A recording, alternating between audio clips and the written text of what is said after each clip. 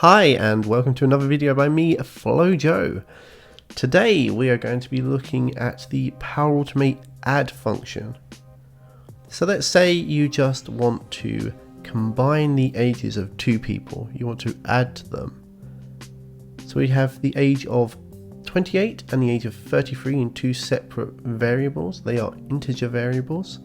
And we want to combine them to see the total amount of years combined that these people have been on Earth. Well, you can use the add function.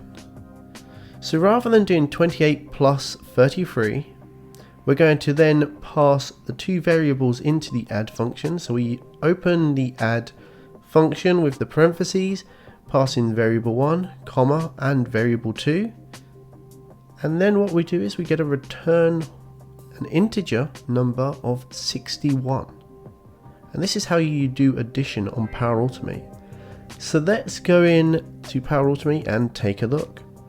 Okay, so we are on PowerAutomate and I have a manual trigger for my flow. We then also have two variables being created.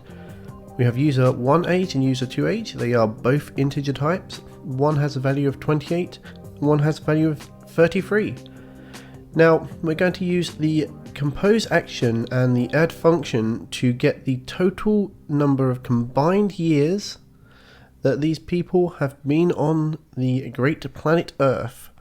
So how do we do this then? We use the add function and we pass variable 1, comma, and then variable 2. And if you wanted to add more, say you have 5 variables, you just add another comma and pass the variable in. So you can iterate through each of the variables in this add function and it will simply add the first, the second, the third, fourth, fifth, sixth, seventh, etc. So in our example we are adding two ages together. So let's kick this flow off. And there you go, the flow has run successfully. We have both of our ages created in our variables.